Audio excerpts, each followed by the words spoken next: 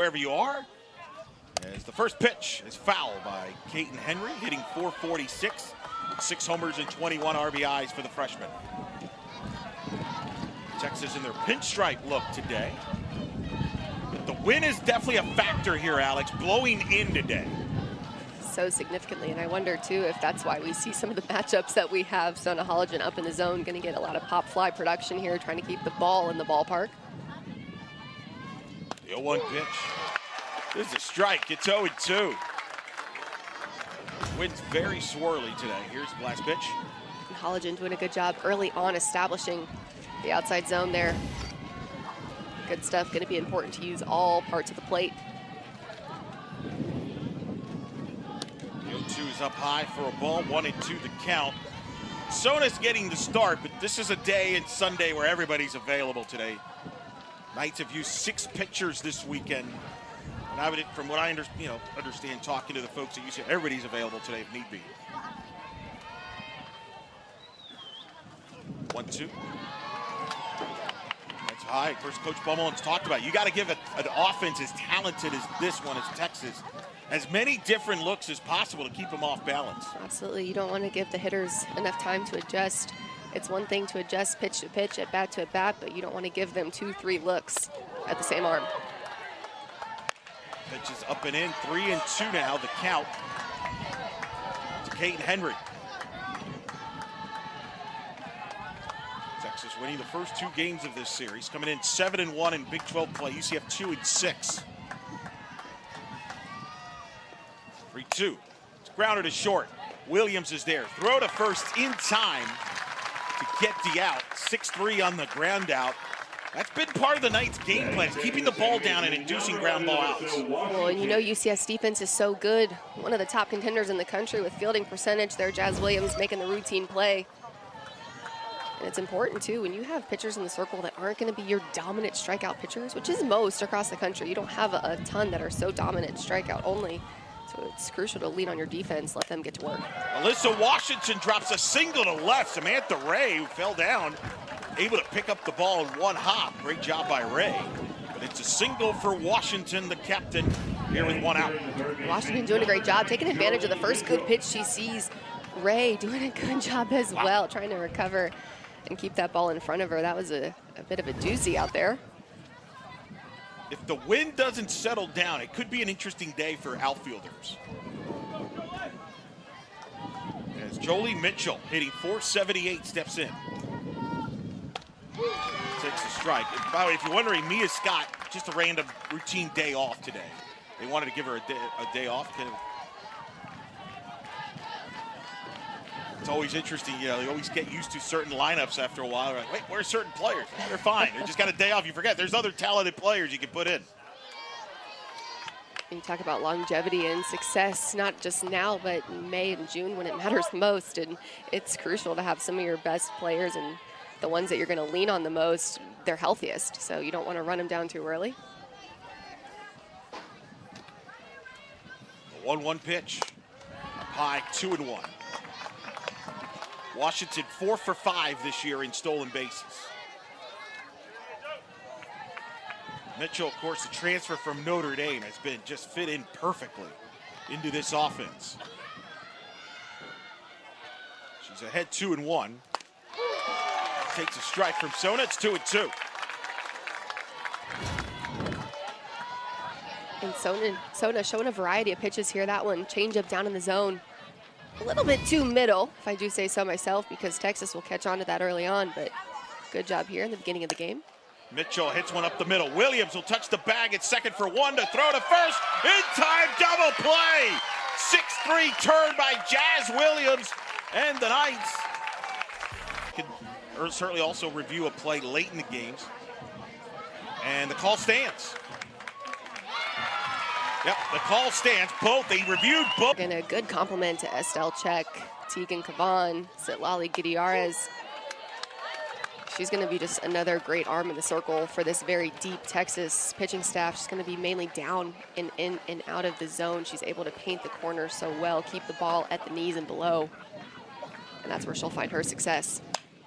Kotzelnick slices one into left for a base hit. You mentioned it there, Alex. Stormy continues to have quality at bats. Gets a base hit here to start it off for the Knights. Well, Stormy Kotzelnick has been putting the best barrel on ball consistently throughout the weekend. And now just finding finally some holes out in the field. She'd been hitting them right to the outfield consistently, center field shots right there, finding the shallow hole in left field. I like it. It was only a matter of time, right? Jada Cody takes ball one, 1-0 the count. Mac Morgan was an 18-game winner last year. You could argue was the ace of the staff last year. It's got a bit of a different role this year. They tend to use her more on the back end of the weekend as a starter because they like to have her available in the relief early in a series. The 1-0, missed there for a ball, 2-0. Of course, she started the Wednesday night game in Tallahassee against Florida State, picked up the victory, it was tremendous. Got the win in the opening game against BYU at home last Thursday. Induces a lot of ground ball outs. 2-0. Cody shows bunt. It's there 2-1 with Stormy at first base.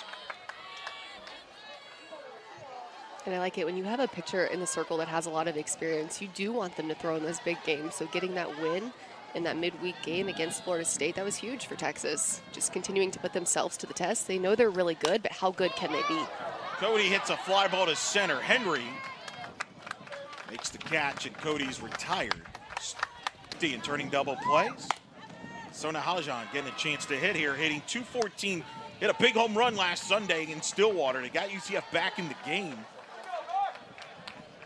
last weekend. That's good power, stepping in. Morgan falls behind here, 2-0. Stormy 3 for 3 in stolen bases this season. These are the top two teams in the Big 12 in stolen bases. 2-0. But both teams have done a pretty good job of containing the other when it comes to the base running this weekend to this point. Well, I think they've been pretty tight ball games as well. So you want to let your hitters get to work. You don't want to run yourself out of innings and opportunities here, especially when you have a great hitting team like Texas does. UCF really finding some good at-bats as well. So you don't want to be silly on the base path and get yourself in situations where you're only a swing away from getting those people in motion as is. See there, Cindy Ball Maloney told her, talked after the game yesterday, just be yourself, play to your abilities. Don't worry about the what's said on the jersey you're playing against. There's a ground to the third, the throw to second for one, the throw to first, in time double play. The Longhorn says pictures coming throughout the game. All right, top of the second, Reese Atwood now at the plate. Swings and misses. The count is 0-1 to Reese Atwood. And Sona Halajan just going early at Reese Atwood. Going to pull the string on that one. Floating through the zone. And that's a big hack by Atwood. One of the best hitters in the country. So getting her kind of off balance is going to be huge. Takes a ball there. Atwood hitting .413 on the season. The 11 home runs, which matches what she hit all of last year. 51 RBIs, which leads the nation.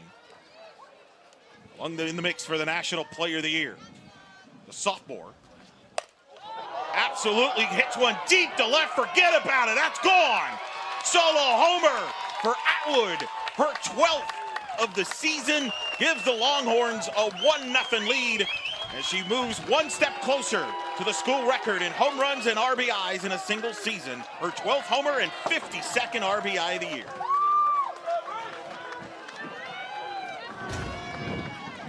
Reese Atwood absolutely crushes this pitch right down the middle, right off the bat. We knew it was gone, so did she. I mean, Eric, there was no doubt in my mind. Look at the power in Atwood's swing. Nothing new for her. Going to be setting, I think, a few Longhorn offensive records. 12th home run. That is now a career high. She hit 11 last year. The single season record is 18 by Hoagland, set back nearly a decade ago. And now she's at 52 RBIs, which leads the nation. That's 14 away from the Texas school record, held by Lindsey Stevens and Taylor Tom. Tom did it in 2013 in 136 at-bats. And Lindsey Stevens in 131 at-bats did it in 2014 with 66 RBIs. Atwood now at 52, 14 away as that was only her 93rd at-bat of the year to do it. The wind blowing out a little bit, certainly a factor here today. 13 miles an hour gusts, 14 miles gusts. You see wind now blowing a little bit to the left. And Atwood, though, I don't think the wind helped her on that one. No, that was all power. That ball's hit foul. We've got a chance. She's been quiet this weekend, Reese Atwood, but in fact, it's her first homer of the weekend. It's the first home run in general of the weekend from both teams. Good point. Great point there. But what's impressed you about her? And maybe later in the game we'll try to maybe break down her swing, because I'm so impressed with her swing. Yeah, I think it's Atwood's focus. It's her intent in the box. You know she's going up there with a plan, even when it's not going to go her way outcome-wise. Sticking to the process is going to be huge. It shows a lot of maturity, signs of confidence with hitters like Atwood. The umpiring crew there. Katie Simmons at the plate. Oh, by the way, the junior hitting .438 with a homer and 8 RBIs. The 2-2 count here against Sona here in the top of the second.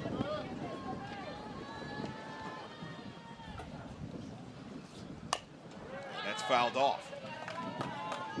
Well, you make a great point. It's the first homer allowed in this series between either team. Knights have been able to contain Atwood up until that at-bat. Now we'll see how Sona can put that behind her. See Mike White, been the head coach at Texas since 2019. Got his starting coaching thanks to Ralph Weekley, Tennessee legendary head coach. One day said, you know, have you thought about getting into coaching? Of course, Mike White was such a fantastic player. He's good friends with Florida State Associate Head Coach Travis Wilson. And he did. He said, I was a fiery teammate, and I expected everybody to hold their weight. I've definitely had to revisit some of those thought processes as now on this side of the field as coach. And then, of course, I asked him, and how did having daughters affect you there, too? And he was like, if my athletes ever thought I was hard on them, they should have come to my house and seen how I was on my kids. They'd have had it easy, huh? Great men's fast pitch pitcher. In his own right. And it was interesting listening to you and him talk about him adjusting his coaching style over the last, over the years. I'm always so interested about that, and I've asked Coach Ball Malone the same questions because you have these players, right? They were former players themselves, and they were so good, so talented, so successful, and so competitive. And I'm like, how are you able to get the best out of your athletes? There's a grounder to third. Humphreys is there. Will throw to first in time to retire Katie Simmons for the first out here in the second inning. And I always ask that question, Eric, because everybody at home could probably know somebody or say somebody's name who was a phenomenal player but wasn't a great coach, right? They don't know how to tell people why they were so good and how they had so much success. But I just love to learn how these coaches approach their coaching styles and how they take what they learned as athletes and translate it over. Martinez now, Viv Martinez at the plate. Taking a strike. Martinez, the sophomore out of Tolleson, Texas, all Big 12 freshman a year ago. Hits one off Doherty's glove to Aubrey, who flips to first in time. 2 gone here in the second. Aubrey Evans with the good reflex there as the ball deflected off Doherty. A good job by Shannon Doherty getting up on that one, just going to top the glove. I'm over here wondering how to score that in my book. Is it going to be a 3-4-3 or just a good job and good duo action there by Evans and Doherty. Leanne Good now at the plate. Pinch hit in Saturday's game, had a big pinch hit. Great weapon to have. Sophomore out of San Antonio, Texas, was a second-team All-Big 12 a year ago. Made the D1 softball's All-American freshman team last year. Such a versatile player. Hits a fly ball to left. Ray, fighting the wind, will make the catch to retire. Wouldn't expect anything less. Yeah, I'm sure she runs a tight ship, huh? Kat Osterman, the 3-time Olympian, 3-time National Player of the Year, the only player ever in college softball history being 3-time National Player of the Year. Could have done it for all 4 years, really. Gold medalist, now analyst. Does games with Alex Loeb on the Longhorn Network most of the year. Does other games in the state of Texas. Market, is the state of Texas. Chloe Evans, ground ball to short. Nice field there by Martinez. Throws to first in time to get Chloe out. 6-3 ground out, one gone. Chloe Evans hit that ball pretty sharp. Martinez at short is just so solid. Texas continuing to get better and better defensively as well. Mike White has commented, that's something we're continuing to improve upon. Haven't always been the most solid, but hey, we're making the plays. We're super athletic, and that was something that they chalked up maybe some of those errors too, because they get to more balls. More opportunities. Aubrey Evans at the plate, taking ball one. Did you ever face Kat during your pro career? I did, yes. How was that experience as a lefty hitter? I did not get a hit, if that tells you anything. You're not alone. I have a feeling on that. That's a fly ball to right. And the catch is made. Just like that, 2 quick outs. Is Maloney making the play? You were a fellow lefty hitter. I was, yeah. Did you at any point tell your coach, it's okay if you want to pinch hit for me here against Kat? A righty. Put a righty in the box, yeah. Maybe, I don't know. But yeah, I think the thing with Kat was it's very deceptive, out of the hand. You go in there in the on-deck circle, and I'm like, okay, I can do this. And then it's just nasty. Falls off the table, down at your shins, finishes at your feet. I've had hitters tell me that it's intimidating, especially as a lefty hitter. Oh, for sure, right? For sure. Yeah, it was a long day. The 1-0. Jazz Williams takes a strike. Of course, Kat Osterman was my guest this past week on the In the Circle on D1 Softball podcast. There's my cheap plug of the week there. There's Mike White. Who's talked about how having Kat support the program and being around has been a huge help to him coming there. As Williams, deep hole Martinez with a great play throw to first, little wide. There's an example right there of the athleticism by Texas's infield. Martinez just even getting to that was impressive, but Williams gets on with 2 outs. I thought that was going to be a hit immediately in the 5-6 hole, but she does a great job. Martinez at short, getting over there, coming up, making the play, or trying to. Jazz Williams does have good speed on the base path as well. It is a hit for Jazz. And that's the right call, but even just getting the stop. Like, right. I thought it was going to be 5-6 hole, left fielder Dayton able to field it. But that's an example of what Mike White was telling us, right? Like on the some stats, some of their errors, like, wow, they're making so many errors. Their fielding percentage not as high. Well, part of it is because they get to a lot of balls that maybe others don't, and sometimes, you force a throw or high or et cetera. That's where you get more opportunities. You're going to make probably more errors. Doherty lines one to right, but Maloney is there and makes the catch. To retire the side, to go along Casey Hamilton and Katie Brooks. The Jayhawks are for real. They are on track to make the NCAA tournament for the first time since 2015. They have not lost a conference game since we saw them here. They won that Sunday game here 2 weeks ago, 1-0. They swept Baylor at home last weekend, and they've taken the first 2 in Houston. Hey, there's something to be said when you're on a roll. You're feeling good, and the momentum doesn't stop. Ashton Maloney at the plate to start it off here. It's a 1-1 count. Good pitch by Halligan, staying down at the shins. Gonna get the bite from Maloney, and that's where you want to live, down there at your knees and below the hitter. It's tough to hit those balls out of the park. Foul attempt there by Maloney will be followed by Bella Dayton and Caton Henry. 8-9-1 for the Longhorns here in the top of the third. Of course, Texas will play at Oklahoma State next weekend. Big series in Stillwater. Oklahoma's got Kansas coming up. But then in 2 weeks in Austin, Texas and Oklahoma in a monster series in Austin, and what many that have followed both programs are calling perhaps the biggest regular season series in the history of the Red River rivalry. It's going to have prime time on ESPN, that Saturday night game. It's going to be huge and electric in Austin coming up in a couple of weeks. As you see baseball, UCF coming off a series win in Kansas. Will host Texas Tech starting on Thursday against the Red Raiders. Big baseball series, big series win for Rich Wallace in Lawrence. Of course, Easter weekend coming up. Here's a ball deep in the hole. Williams can only knock it down, as that's Maloney, vintage Ashton Maloney with the base hit to start the third inning here for the Longhorns. And like you said, vintage Maloney, they're going to put the ball on the ground and just let her legs do the work down the line. So much speed under her feet. And just getting it done, continuing to put balls in play. That's sometimes the hardest part, just applying the pressure to the defense. Make them throw you out. Bella Dayton now at the plate. The senior steps in. Let's see what Texas does here. Maloney's 6 for 8 on steals this year. Dayton, who's so real disciplined with the bat. Show bunt, missed there. 0-1 the count. Mike White not afraid to go with the small ball. First, Kristen Zaleski, at first base. The assistant coach runs the short game on offense. Played with Kat Osterman at Rockford in 2007. Played with UCF Athletic Hall of Famer Allison Kime in 2008 at Rockford. In fact, I talked to her about it yesterday after the game. She's like, "Where's Allison?" I'm like, "Yeah, she's not here." It's like, and she got that big disappointing face look there. But she's done a great job.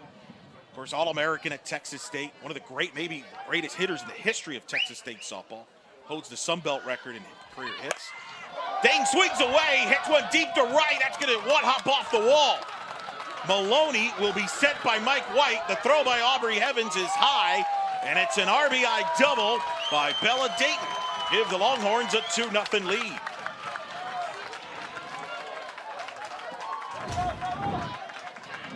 And Dayton does a great job. Look at that power just up in the zone. This one missing right down the middle. And when you have pitches that are going to miss up, you don't want to miss middle because that one just driven deep over the head of Janisha Rowe immediately off the bat. She knows she was crashing back to the fence. Maloney doing a great job coming around from first. You're scoring all day on a ball like that. It's a good situation. Make shifts because I think we're going to see a lot of arms today for UCF. 100% agree. We're seeing, we've seen this all the time in baseball, and we're starting to see this more and more, Alex, in softball, with arms being used by staff approach. As Kate Henry takes a strike, and Coach Malone's been outspoken about it. Against a Texas lineup like this, you've got to give them different looks. You can't just settle one pitcher ain't going to shut this team down. Right.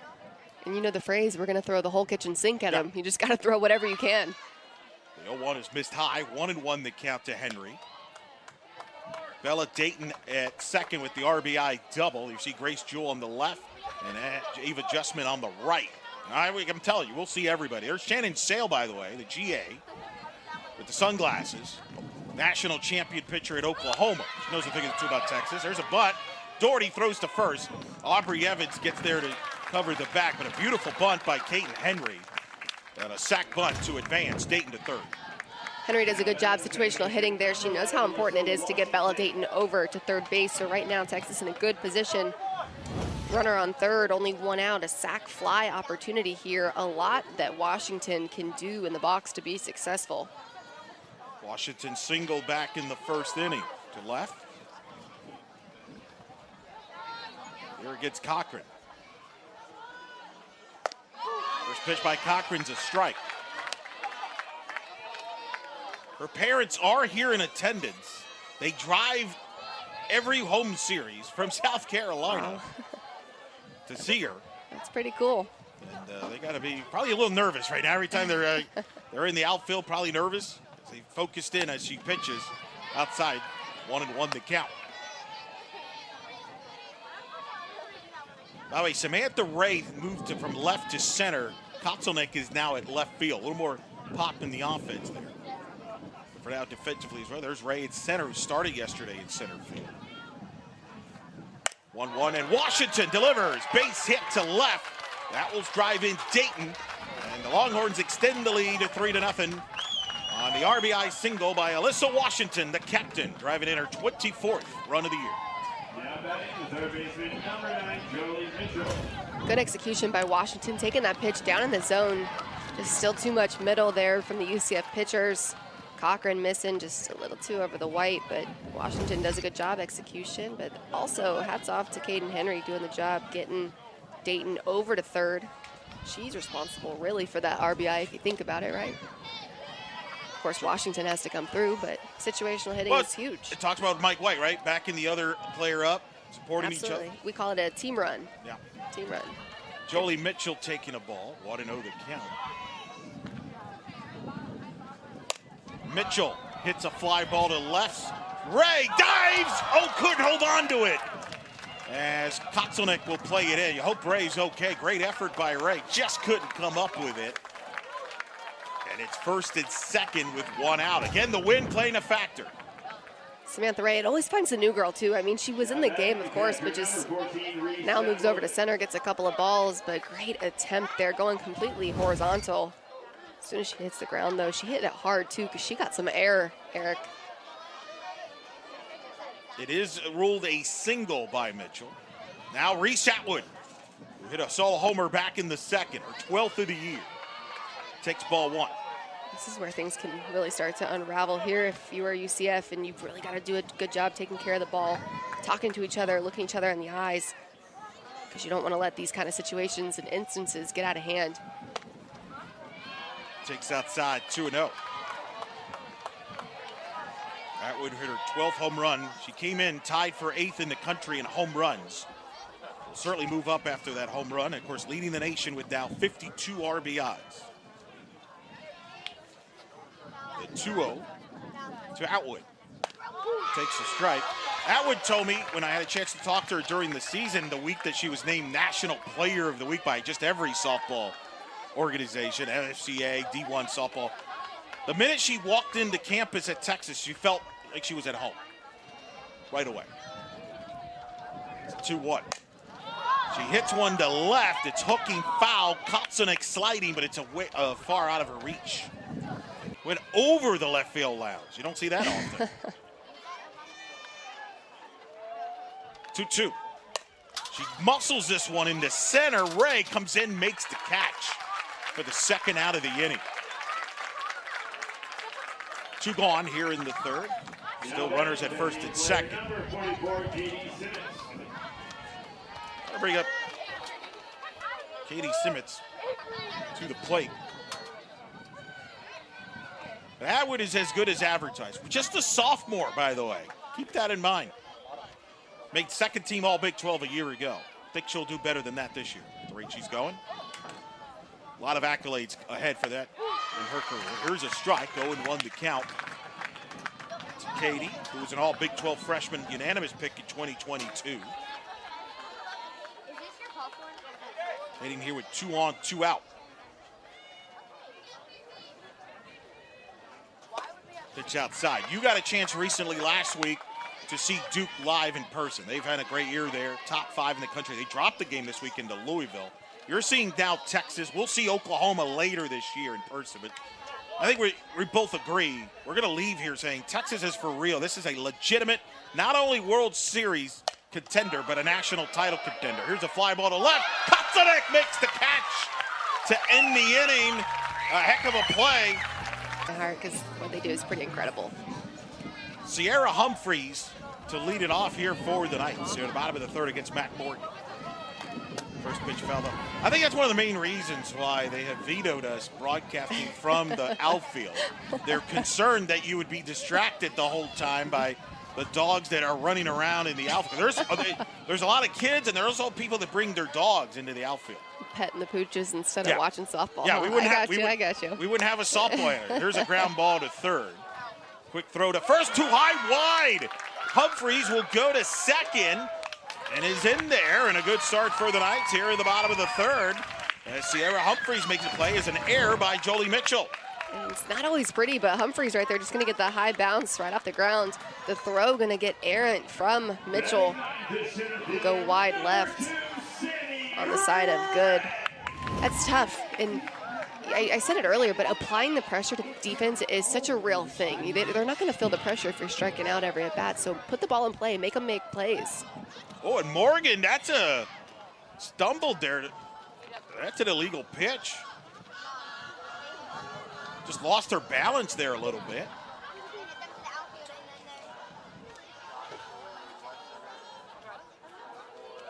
She's okay. Let's take a look what happened here. Morgan looking like that front left foot, the plant foot, had a bit of an issue, maybe slipping. It's a 1-0 count because it's an illegal pitch.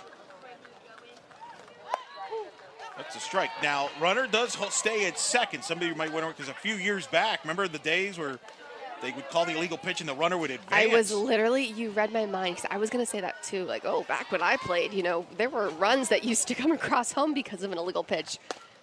I thought it was the dumbest rule ever. No, it was, and thankfully they changed that. It was a count of 1 and 2. I'll never forget a game in 2015 in Gainesville. They called an illegal pitch on Shelby Turnier with the Gators runner at third, so that she scored on that call, and that was the difference in the game. It was the worst.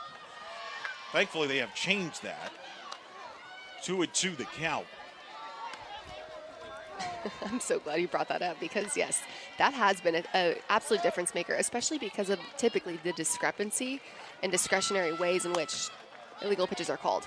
Ray taps to third. Mitchell will throw to first in time to get Samantha Ray for the first out as Humphreys holds at second.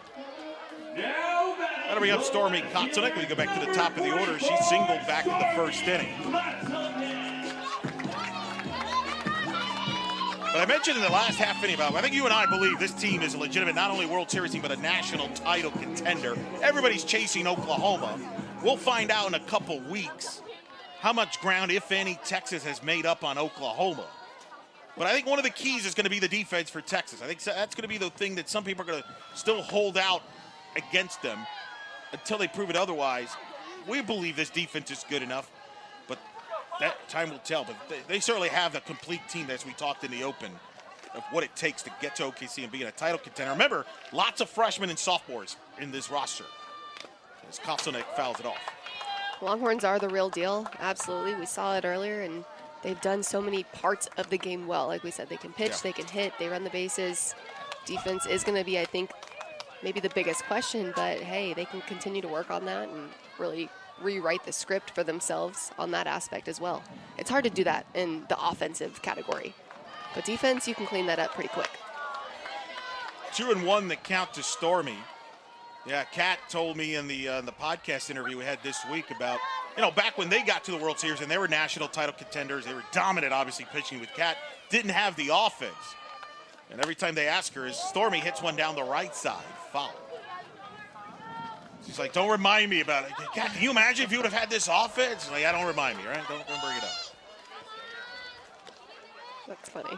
2-2 the I'm count. sure she wishes, because they would have been unstoppable then too. I mean, they were already, really good, so that'd have been crazy. Of course, she had a great catcher in Megan Willis, great defensive catcher.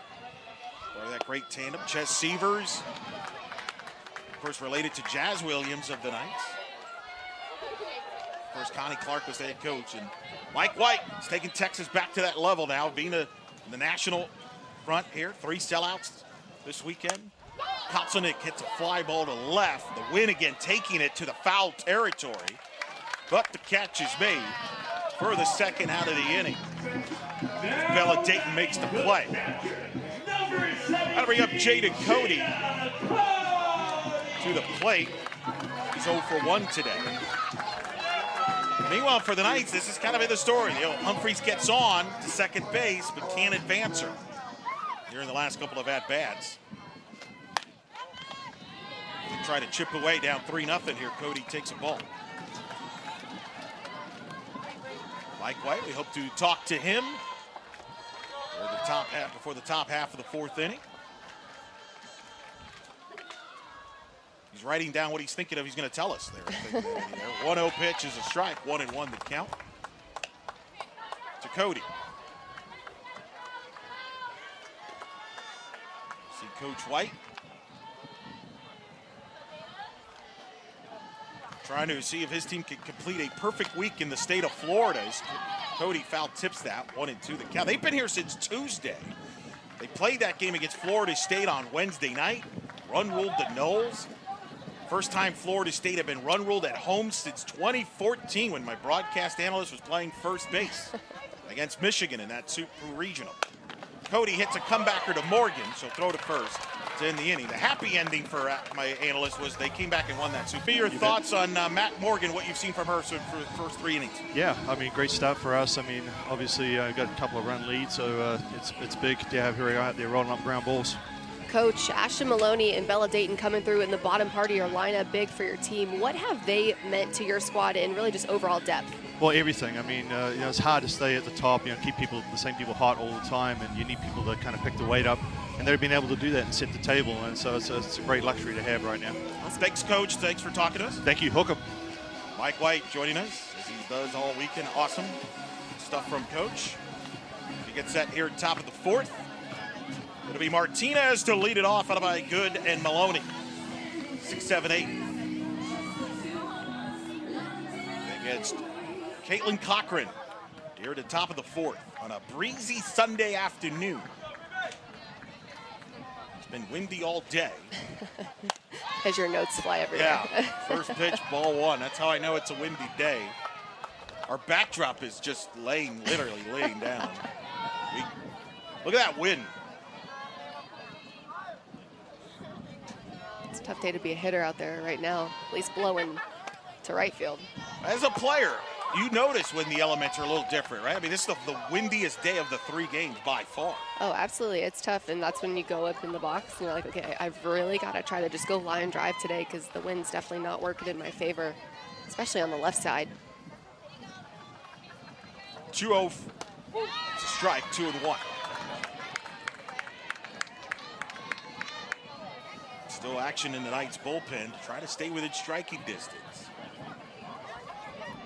We're at the top of the 4th. Cochran, the sophomore. 2-1. It's a strike, and it's even at 2-2. Good job in the circle from Cochran. Look at that outside corner. Not happy with that call as much, but Jada Cody just bringing it right back in, making it look believable enough. 2-2. Sliced into left field, and it'll go foul. It is a good day to go, I feel like. Left center, left yeah, field. Definitely blowing a little bit more towards left today. Much more generous out there. Right to left today. There's the flags. You can tell by the flag where it's going. Big 12 flags. Barbecue smoke. Just can't see that. Far left. Oh, they got the barbecue on the far left. Trying to prove it gets the win. That ball is through. Base hit. And a single by Martinez. A leadoff single for the Longhorns here in the 4th. Martinez consistent right now for the Longhorns, just taking that pitch, adjusting to the earlier strike call in the outside corner. Gonna get barrel extended on that pitch, going right with it. Beautiful piece of hitting there on the left side of the field. Martinez is on. Leanne Good at the plate. Flew out in her first at bat. Takes the ball, 1-0 the count. Some gray clouds in the area. You see Shannon Sales right there in the middle with former OU national champion in 21. He's giving us a sign there, giving us a wave. I'm just going to go for egotistical reasons, just say she's waving at us, Alex. I think so, just saying hey. Jewel, of course, she played at Oklahoma, national champion. I think she is waving at you, Alex. Not me, it's you. That's what it is. Hey, girl, hey. Ball to strike the count. Of course, took over for Aaliyah White. GA, both from Land O'Lakes, Florida area. Part of the helping the staff. Alongside Cindy Ball Malone, the head coach. Oh, now they wanted to point to the left side. Bullpens are always an interesting area. Hey, the pitchers are interesting creatures. You've said this, yes. 1-2. Swing and a miss. And a strikeout for Cochran for the first out here in the 4th. Cochran gonna go east to west so well, but look at this pitch up in the zone, climbing the ladder. Good, gonna offer, coming out of her shoes there. It's a good pitch out of the zone from Cochran. Maloney now stepping in.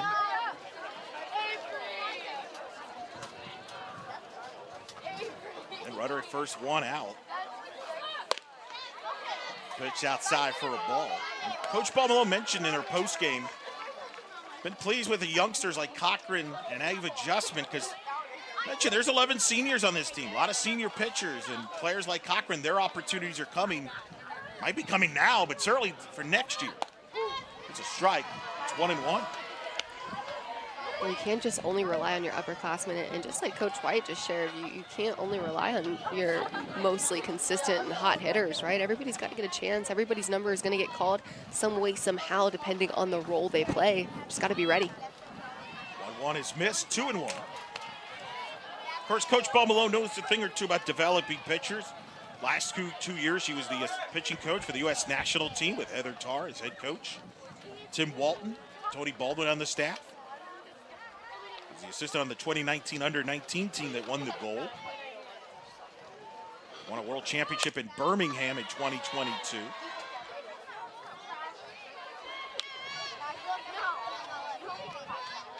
In fact, the players that she's coached at the U.S. national team really like her a lot. Montana Fouts, in particular, who came from her camp to speak at the opening night dinner for UCF softball, because that much she thinks of Coach Ball Malone.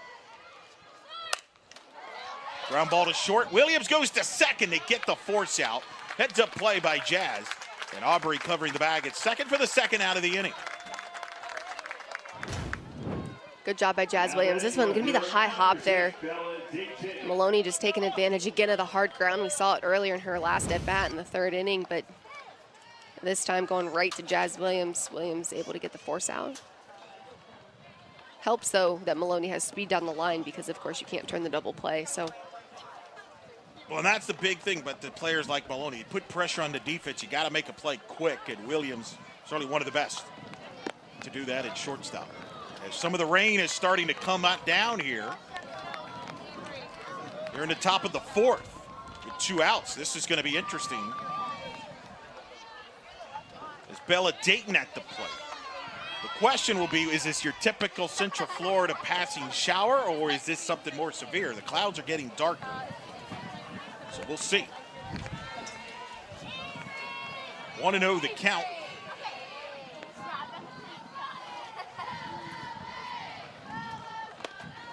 Cochran is away. They're 2-0.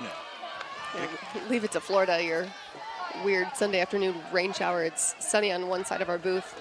Well, Friday Cloudy night on the was other a great side. Friday night was a great example. It started raining in the bottom of the 7th, and we were wondering behind the scenes, are we going to be able to do a post game? And then it stopped raining like a minute before as the last out was made. There's a liner foul down the first base side. You just never know. So we don't know. The facilities people are usually on top of it. They have a radar. Thankfully, they don't depend on the local weather people because they never know what's going on, right? Despite what they say. They thought this was going to be a wet weekend across the board. I remember I had people telling me, the weather guy's saying that it's going to rain, going to be a rain out on Friday. I'm like, don't listen to them. Or they just don't know Florida, right? They should. They work here. Yeah. I think they will. 2-1 the count to Bella Dayton. With a runner at first and 2 outs. It's Cochran. There's a strike. I know you're not a fan of the rain. You close that door right here in the booth real quick. You don't want none of the water. I tell you, you don't mess around. It's all my papers that are going to be getting wet. My computer already has water on it, so I understand. I'm just trying to protect my stuff. Indecisive rain, we're calling it here. Now you know why I sit on the side of the booth that doesn't open the window. 2-2 is grounded to third. Humphreys is there. We'll throw to first in time. Welcome back. We ended before the bottom of the fourth. We're joined by UCF head coach Cindy Ball Malone. Coach, I want to talk about Caitlin Cochran. You called her number here, and she's delivered once again like she did on Friday night here, giving you some good innings here and some good pitches. Yeah, I think all of our pitchers have done a really good job when they've come in against one of the best hitting teams in the nation right now. So I'm proud of them. Coach, what kind of adjustments do you want to see from your hitters headed into the next couple innings? Hitting for each other, just trying to score instead of trying to hit. Sometimes it doesn't feel good, but we got to figure out how to just score some runs, put one across, and get a little hitting contagious stuff going on. So, Absolutely. Yeah. Thank you, Coach, for talking to us. Thank you. Head coach Cindy Ball Malone here joining us. We get set for the bottom of the fourth. Sona Halajan to lead it off. Sona will lead it off here for the Knights. Followed by Chloe Evans, Aubrey Evans. Heart of the order for the Knights against Mac Morgan. First pitch to Sona is a ball. 1-0 the count. Your thoughts there? What just Coach Ball Malone just said? Yeah, I think that is a team mindset, team runs. We talked about it earlier with Texas. You can't just always think about yourself and hitting and trying to just get on base, right? You've got to do a job. When you're in the box, you've got to plan, and you're being intentional. So if you've got a runner on, you're trying to hit the ball to a different side of the field and get something going on the base path. You give up that concept of me and I, and you start thinking we and us. That's a fantastic point. I want you to expect, because I think some people might think, well, wait a minute, the hitter is individual in the box. It's more of an individual situation. But really, it does affect the other hitters. Just kind of expand that. Just speaking from experience, I always found when I started to look big picture at, hey, what does my team need from me in this at-bat? things started to work out in my favor a little bit more often, and just the output was more production on the field. If you think about having a runner on second or third base and hitting the ball to the right side, that's actually having a plan. So it's making you more in tune with the pitch that you're trying to hit, and typically your execution just increases. Of course, a hitter has so many things in their mind, right? Absolutely, absolutely. But you know what? You've got to settle it down, and that's your job as an elite level athlete at this level, is you've got to be able to control the thoughts and get them productive. Sona hits a high fly ball to second base. That ball, the wind knocked it down as the catch was made by Washington. There was an example. The wind knocked that ball down. It looked like it was going to go to the outfield, but instead it stopped right around the second base. So 1 out. Chloe Evans now will come to the plate. Hitting .281 on the season, grounded out in her first at-bat. First pitch, ball one. Of course, the Knights 14-13, and I think a lot of people, Alex, wondering, well, what's wrong with the Knights? Tough, win-loss record, not a deal. Some fans not used to this for UCF from this standpoint this time of year. Of course, first year of the Big 12, you're playing in the #2 conference according to the RPI. You're playing Oklahoma State, Texas. You're not going to look as great, but it's worth mentioning UCF going into today has the 8th strongest schedule in the country. 8th. And their RPI, unofficially, there's a lot of sites now, Alex, where dorks like me like to look into that have to do a bracketology for D1 softball to log all these metrics. They're 45 in the RPI, which is something that the committee looks at. They have 2 wins over Kansas, which is in the top 30. As Evans flies one to left, foul territory. Oh, the catch is made by Dayton at left field, who's been fantastic all weekend at left field. Going against the wind there. The wind took that ball and got it near foul territory. And that's great range out there from Dayton on the left side, just tracking that ball down. Especially pop flies can always be a little iffy, but especially throw the wind factor in there right now with where we are, and keeping our feet moving well makes it look easy, but covering great ground. There's a strike to Aubrey Evans. Flew out in her first at bat. But you got 2 wins over Kansas. Liberty, who we saw earlier this year, Dot Richardson does what she always does. They get off to a slow start, they figure it out. Now they're playing high-level softball. They beat Charlotte. They're on pace to enter the top 50 in the RPI, which is another quality win. So my point is, the difference now, if you were in the American and UCF was 14-13, there would be perhaps cause for concern and panic time.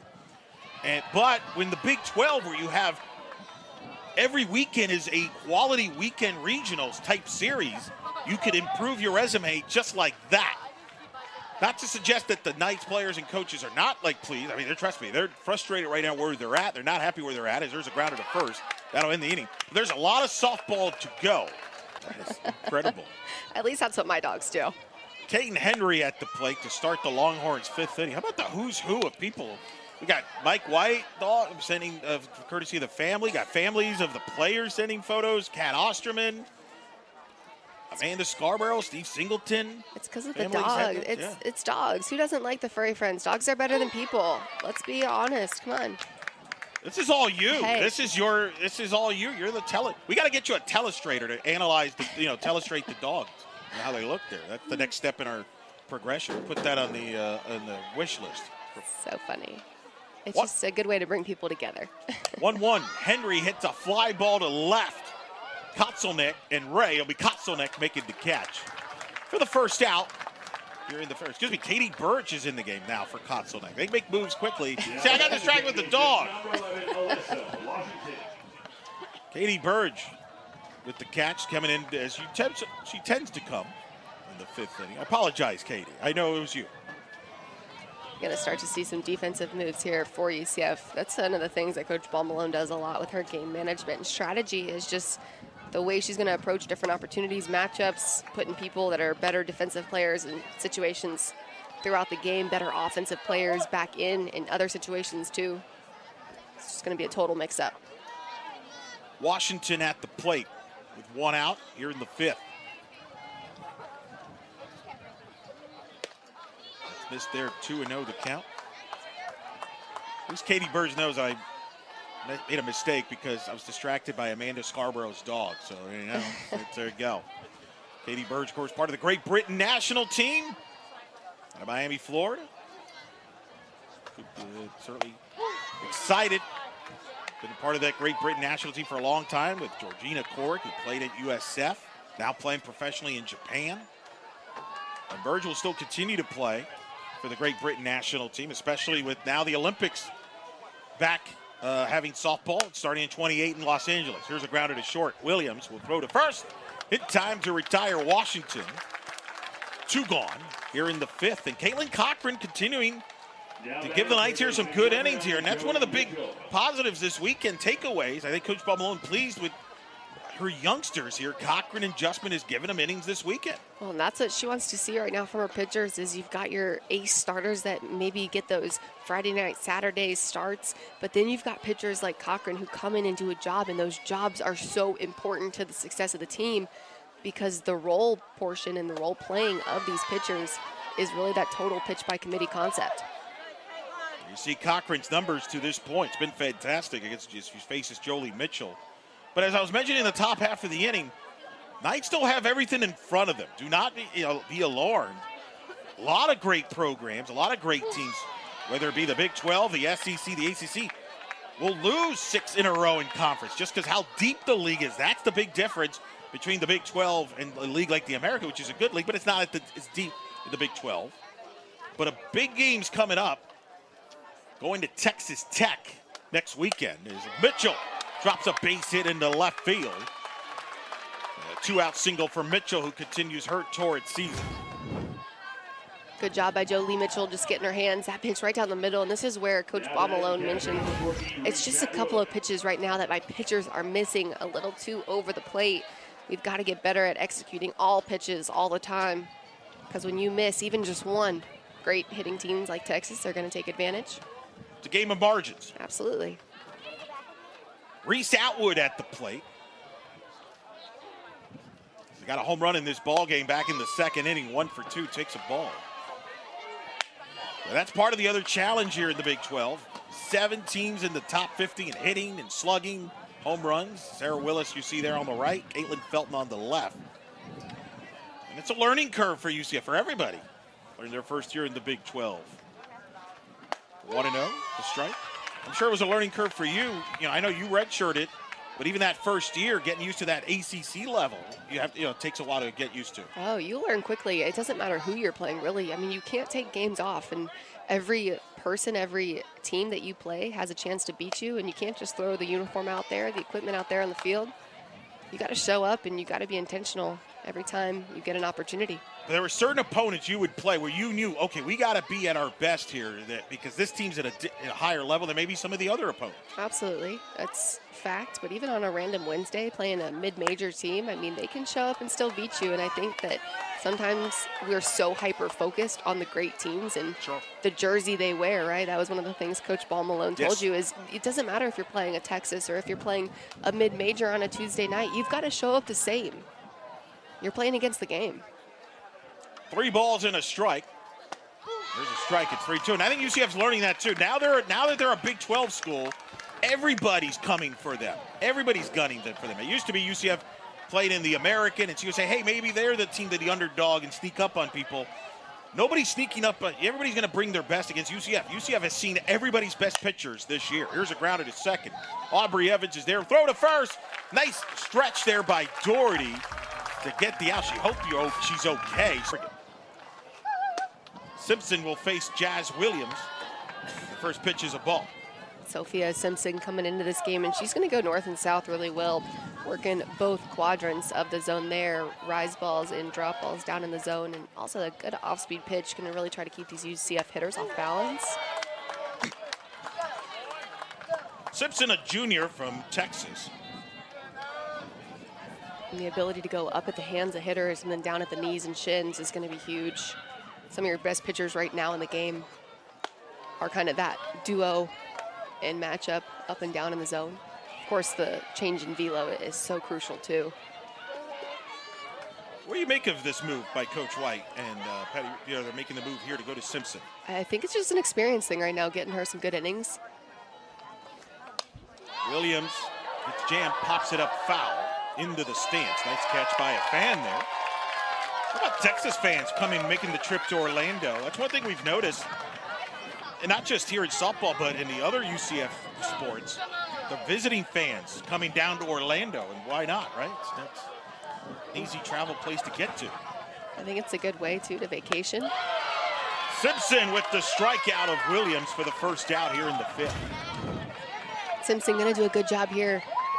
Using that off-speed pitch, just a floater through the zone. Jazz Williams, I mean, taking an absolute hat, but just Simpson pulling the string. It's a good pitch up in the zone. See Sophia Simpson's numbers. Of course, Sophia Simpson faced UCF back in 2022 in that wild game that the Knights won 15-10. Simpson did not record an out in that ballgame. We're going to have a catching change. So Reese Atwood taken out for now. Although I see as we got to move here.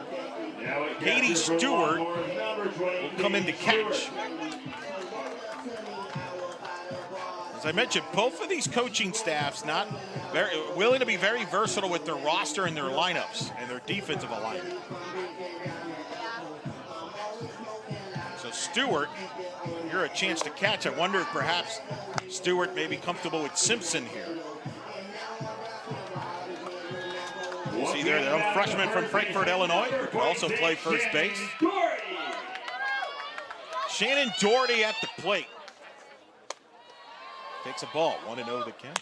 And if I had to speculate, I think it's just another experience thing. We talk so much about depth, longevity, and keeping people healthy and performing when it matters most at the end of season. And right now, you've got to have other people that get that experience and exposure to the game, because you can't expect them to perform when it matters most if their number's called, if they're not getting the chances now, when it feels like a little less pressure. 2 balls, no strikes the count to Shannon Doherty.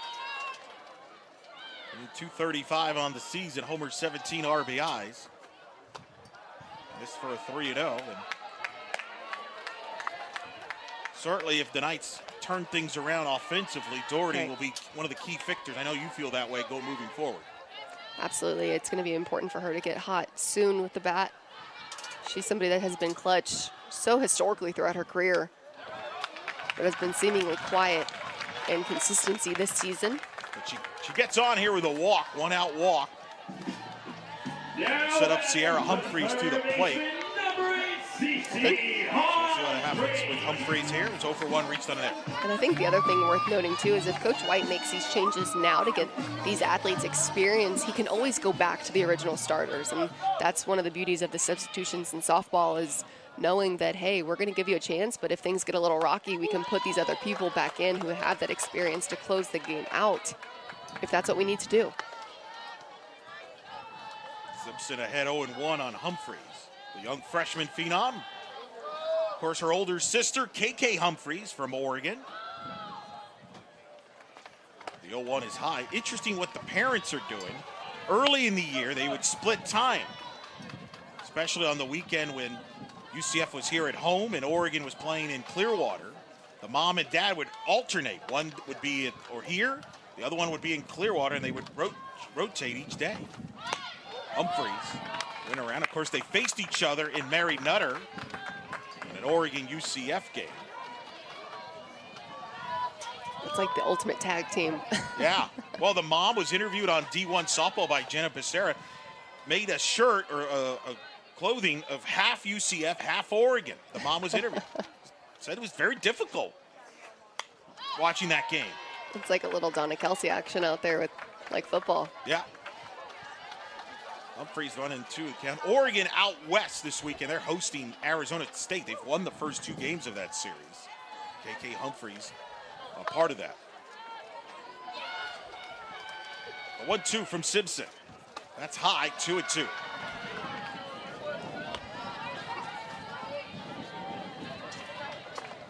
see Patty Ruth Taylor, the pitching coach, to the left of Mike White.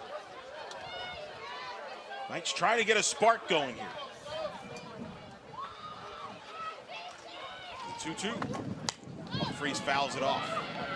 There's Humphreys, part of this freshman class with Samantha Ray, who's on deck. Rated is the 16th best freshman class in the country. Texas right up there too, by the way. Having noticed this week. top 5 with players like Kane Henry. 2-2.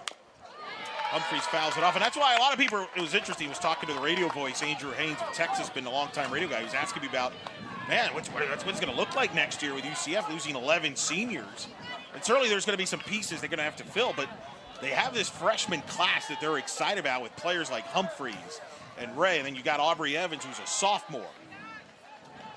Kylie Strott, catcher, who's a freshman. So they've got some young pieces there waiting in the wings who are contributing right now.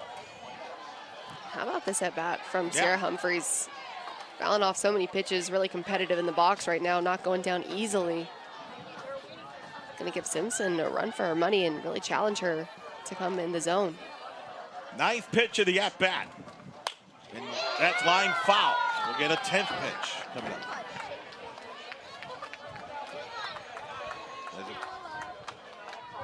10 pitches. And this is what Coach Paul Malone told.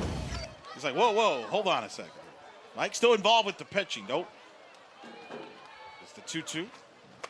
Tie outside 3-2. First, Patty Ruth Taylor running the pitches, but Mike still has say on the staff. And Tegan Cavan, the freshman. He's been talking a lot about the freshmen. She's warming up now in the bullpen. And this at bat continues. Humphrey slices it foul, but we continue. Going, I think, on 12 pitches now. 12th pitch of the at-bat. Sierra Humphreys trying to get a spark here for the Knights. Trailing 3-0, bottom of the 5th here on this Sunday afternoon in Orlando. Clouds starting to clear up a little bit. That's good news on the weather front. And Humphreys gets a base hit, a hard-earned hit for Humphreys. And the Knights have 2 on, 1 out here in the 5th. Great at-bat by Humphreys. Sierra Humphreys finally finding her way on base. Look at this pitch down in the zone. That is not a bad pitcher's pitch.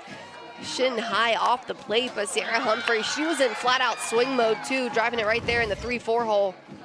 That's a good AB. Coach Paul Malone's going to go to a pinch runner for Doherty, as Alexis Morgan will come to the plate. The freshman, speaking of freshmen, I've been talking about it this half inning. Here we are, and here's the other one, Samantha Ray. As the old saying goes, the future is now.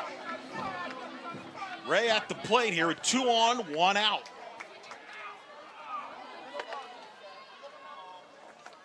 First pitch to Ray is a strike. What do you want to see? What does Ray have to do here?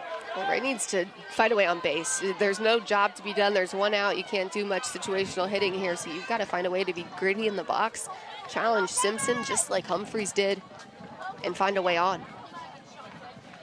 1 pitch. It's low for a ball, especially because that now get at the top of the order is coming up. With Stormy on deck, followed by Jada Cody. 3 runs, 8 hits, 1 error for Texas. No runs, 3 hits, no errors for UCF. It's a slap bunt by Ray. Foul. 1-2 the count.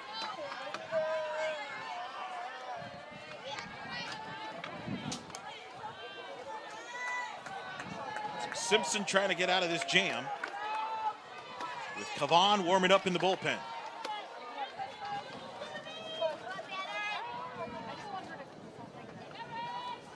One, 2. Low 2-2. There you see Alexis Morgan at second base. Freshman. With freshman Sierra Humphreys at first base. All freshmen right now for the Knights. 2-2. Little tap there. Beauty by Ray. Nobody don't play. An infield hit by Samantha Ray, and their bases are loaded with 1 out. Came up with the bases loaded in Friday night's game against Cavan and lined into center. First pitch is a ball. 1-0 the count. So now if you're Stormy Kaltzonik, what's your approach here with the bases loaded and 1 out? Right now I'm just trying to have a good quality at bat, trying to see a ball over the middle of the plate that I can do damage with. Pressure's not on me, it's on them. A good off-speed pitch there by Simpson. Beautiful changeup. from Simpson. When you can throw that in any count, behind in the count there, 1-0 pitch, but just drops it in nicely for a strike. That one just missed inside, 2-1. Back-to-back off-speed, too. See her going to go to that changeup again. When you can throw it in any count, any location, it makes it tough as a hitter because you know that you can never sit dead red on something else. You might always have that changeup in the back of your mind. Oh, that pulled the strings on that one, and Kotzelnick was ahead there, and it's 2-2. Simpson really good stuff here. Bases loaded, 1 out here at the bottom of the 5th. Knights with their first threat, big threat of the game. 2-2. Strike 3 frozen. And a huge strikeout by Simpson to get the second out of the inning. Sophia Simpson going to go 3-time changeup in a row and then paint the inside corner with some better velo there. She's fired up. She knows that's a huge pitch.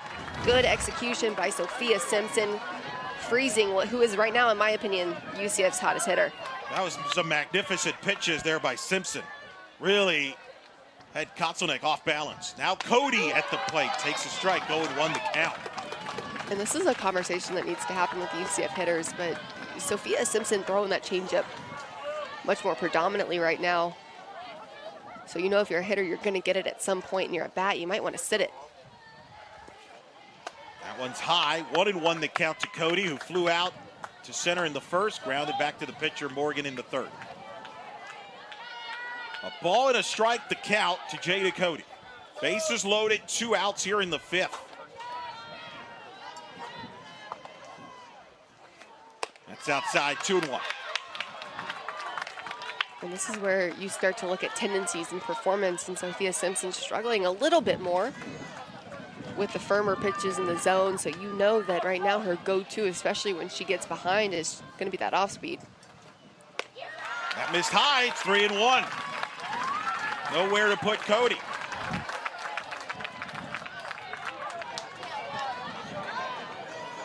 Katie Burge is the scheduled Knights hitter on deck if the inning were to extend, but right now that's dependent on Cody and Simpson. 3-1. That's low ball 4 and a walk to Cody. That will walk in drive in a run as Alexis Morgan scores, and it's 3-1. RBI number 12 for Cody on the season.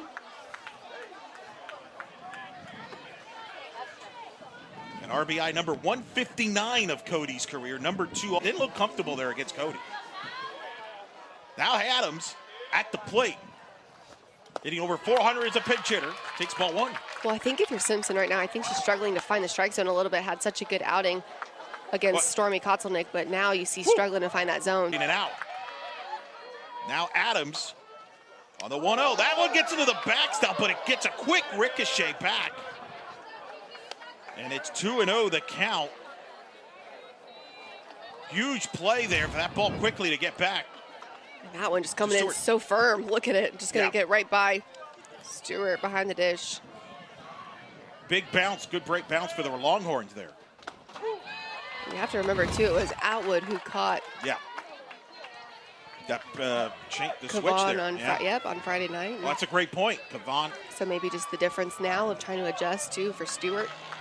There was a strike called there on Adams. It's 2-1, and then she fouls that one off down the right side. So it's 2-2 the count. So Kavan has bounced back after that first pitch. That's a big bounce because if that ball stays in the backstop, Ray would have scored there and make it a 1-run game. And again, that's a play that doesn't show up on the box score. We've talked about that, Alex, this weekend. That makes a difference in a game. Game of margins. And a swing and a miss. And Kavan gets Adams to strike out to end the inning. One strikeout against one of the best offenses in the country. That's a huge confidence booster for Cochran, as you see Samantha Del Hoyo is now in the game in left field. Another freshman. So it's the youngsters for the night stepping up here, getting them back in this game. As now Joel, the senior, delivers the first pitch. Well, you talk about Cochran doing so well in the circle for UCF, and I think more than anything right now, that's just going to allow for Coach Ball Malone to feel comfortable no matter the arm that she needs to go to, knowing that we talk depth, right? Knowing that she has that versatility in her pitchers, seeing what Cochran's made of.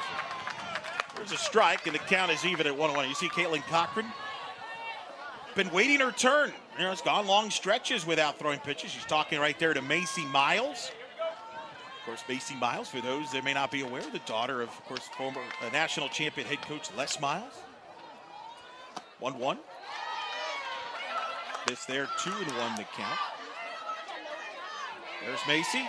Her dad was here a couple weeks ago, as long as her mom, who was a fantastic women's basketball player. They were here for the Kansas series.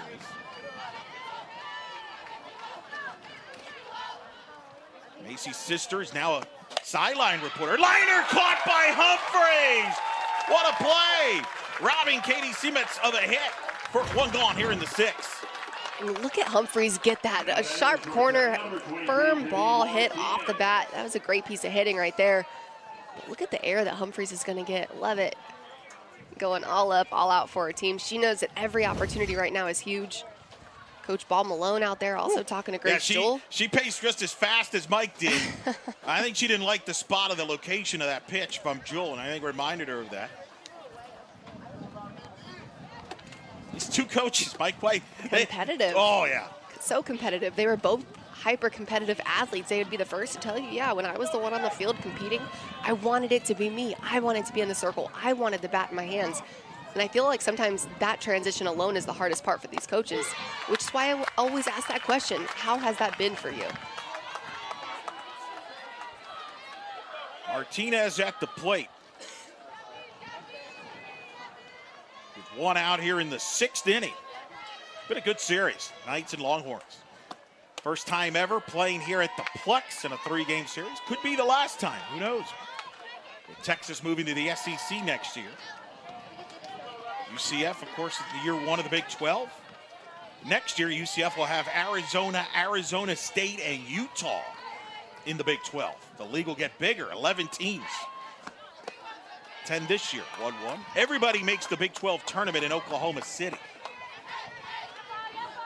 Here you see the box score for the Longhorns. What stands out to you here, Alex? Well, you have the middle of your lineup coming in clutch with Alyssa Washington, Jolie Mitchell, but then the bottom part of your lineup, Ashton and Bella, have been crucial for the success today of Texas, and that was one of the things that Mike White was so complimentary of, was that bottom part of the lineup able to turn it over and get the job done. Fly ball to left, De Hoyo making the catch. 2 outs here in the 6th. Now batting first baseman number 43, Leanne Good. Leanne Good at the plate now. 0 for 2, the fly out and a strikeout in this ball game.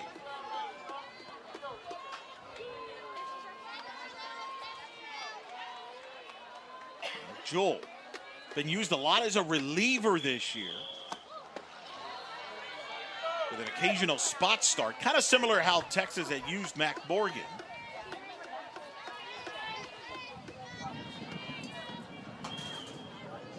Jewell's an all-region pitcher last year. Threw the first ever UCF no-hitter against a team in a power conference. Did it against Arizona State in Stillwater. She gets a swing and a miss there. But she's a key weapon that Coach Ball Malone likes using out of the bullpen. With Willis obviously starting, Felton, you got Sona, deep staff. We've seen 6 night pitchers this weekend. With Jewell now a strike away from a scoreless 6. I think that's why we like to see Coach Ball Malone pitching by committee, because you can use those arms over and over throughout the weekend, not just in one single game, which we all know if you can eat up a couple of batters or even an inning or two, a couple of innings at bat, it's going to be much better off for the squad. 1-2. Corner called the ball, and the black and gold faithful on this sold-out Sunday afternoon at the Plex, they don't agree with Cameron Ellison's call there. And that's a great pitch from Jewell. Painting the outside corner right off the plate. Called not going her way. Hey, I've said it once, I'll say it again. I'm a hitter's girl, hitter through and through myself, so I don't want to swing at that. There's a grounder to short. Williams is there. Throw to first in time. A 1-2-3 inning for Jewell. Outdoor on some kind of deck. Hopefully going on a walk. Every dog loves a little walkie here and there. Chloe Evans leading off here for the Knights against Tegan Cavan of the Longhorns. 1-0 the count. Chloe swings and misses. 1-1 the count. 3 runs, 8 hits, 1 error for the Longhorns. 1 run, 4 hits, no errors for the Knights here at the bottom of the 6th.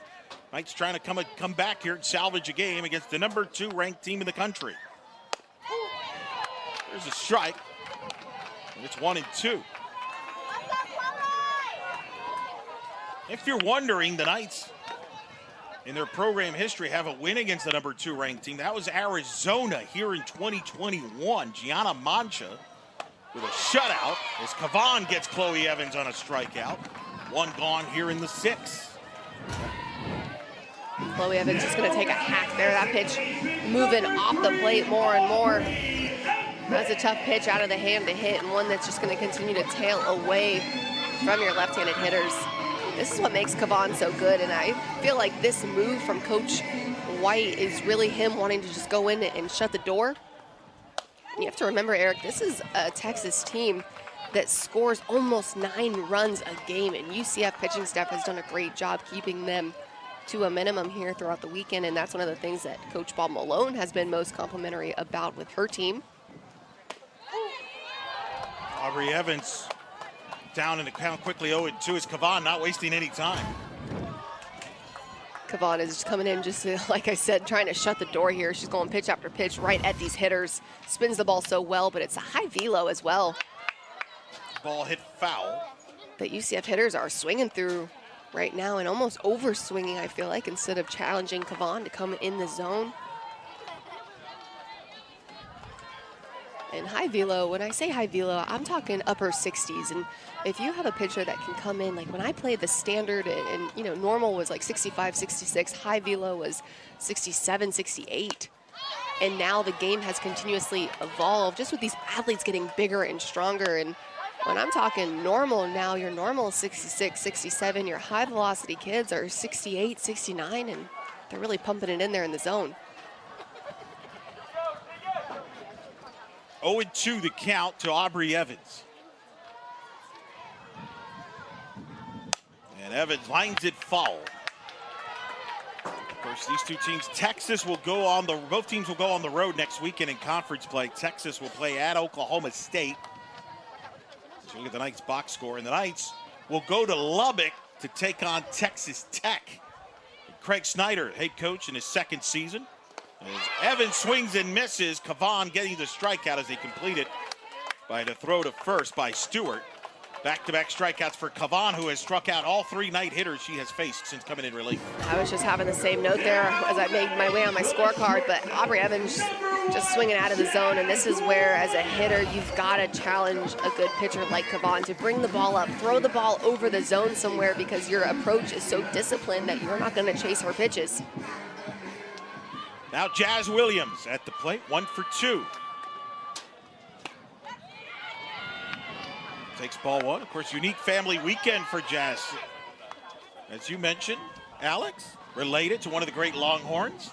Chaz Severs is her aunt, so small world, of course. Softball so close as it is.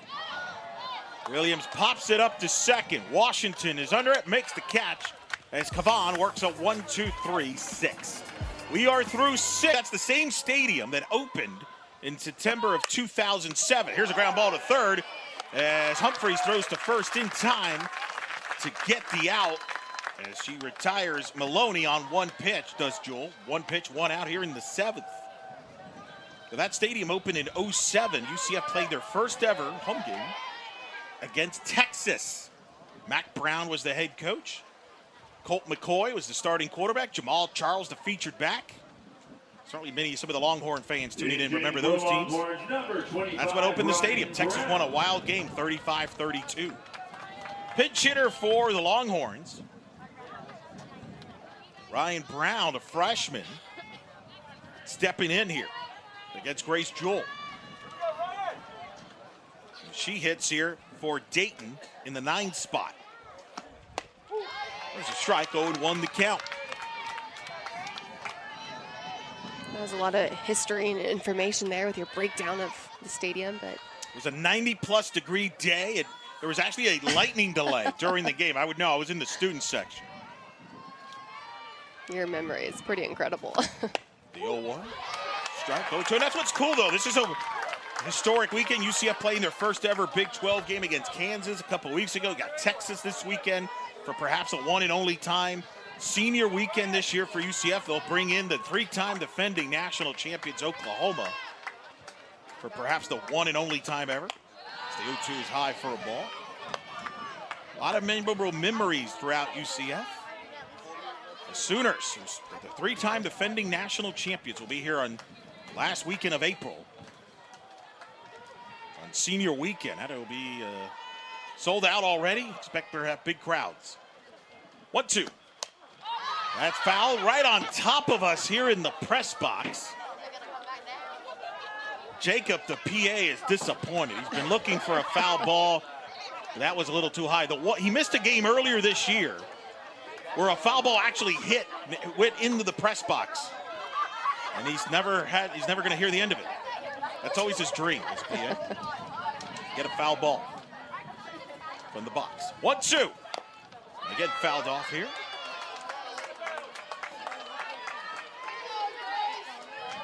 Count remains 1-2. Of course, tonight's next home series in Big 12 action will be against BYU when they welcome an old friend, Maddie Bejarano, to town. Maddie Bejarano, part of that 2022 Knights team. And that memorable walk-off hit against Michigan to win that winner's bracket game. We'll have a lot to talk about that weekend. Here's a ball, diving attempt by Humphreys to knock it down. But Brown reaches on the single with one out here in the 7th. Great effort, though, by Humphreys. Ryan Brown doing a good job just battling and then finally finding success there down the third base line. Humphreys does a phenomenal job trying to come up with it, laying out, trying to make the grab. Good attempt. Doesn't field it cleanly, though, once she does go sideways. Bella Dayton will re-enter now and run at first base with Caton Henry at the plate. Mentioned, of course, with Dayton Henry here at the plate. Got the hot corner having a lot of action today. That's why they call it the hot corner, A few right? great plays. Yeah, keep your head up and head on a swivel. I was never a fan of third, you know? That's why you stayed at first? I noticed you didn't change positions often at all. I don't remember you playing anything other than first base. No, in college I didn't. No, not after I tore my ACLs. And then in the pro league, though, I did play a few positions. What positions? I played third. I did not love it. Second and first. Yeah. I missed those games. I went to see a lot of your games. You didn't miss much. You didn't miss much. Want to know that? I'll take your word for it. Henry, swing there, 1-1 the count. That had to be a big adjustment for you, first and third. Here's the last pitch. Hey, it was tough. That's why I always say I'm a hitter. But right there, that one, good pitch by Jewel.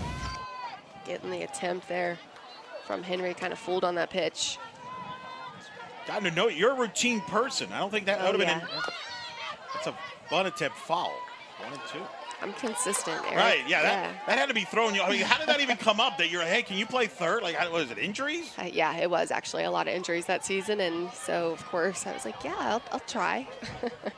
Sure. You never say no, what are you right? going to say, right? Yeah. Like, it's an opportunity to play, but yeah, it wasn't the prettiest. It's all right. Got the job done. Sierra Humphreys looked way better than I did, though. 1-2 pitch. Henry gets win around. That's a strikeout for Jewel. 2 gone here in the 7th. Another great pitch from Jewel. Coach Bob Malone has to be pleased with how her pitchers are performing this weekend. Beautiful job keeping these Texas hitters off balance and guessing. Able to mix velo as well. And throwing that one right there on the outside corner. Now Washington at the plate. First pitch low for a ball. I mentioned earlier, Texas next weekend in Stillwater against Oklahoma State, a big series. UCF will be in Lubbock against Texas Tech. Texas Tech, another high-powered offense. They got snowed out this weekend in Ames, Iowa. Craig Snyder in his 2nd season as head coach there. Longtime Florida State assistant, was part of the Seminoles national title team in 2018. That's a fly ball to center. Ray under it, makes the catch. Jewel with a 2 scoreless shutout and 4 hits, no errors for the Knights. Kavan trying to close it out and get a save. Takes a first pitch strike. Texas Coming in, 27-3, 7-1. Knights 14-13 overall, 2-6 in conference.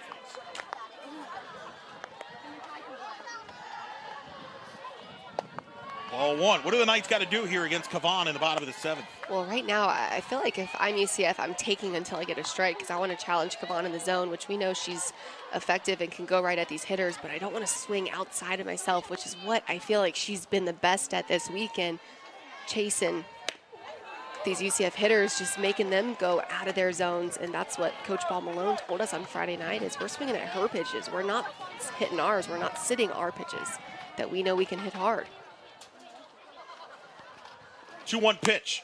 Doherty grounds to second. Washington is there. Will throw to first in time to get the first out. Here in the seventh, I'm going to bring up Sierra Humphreys, who's doing some math in between innings. Alex was helping me with her calculator.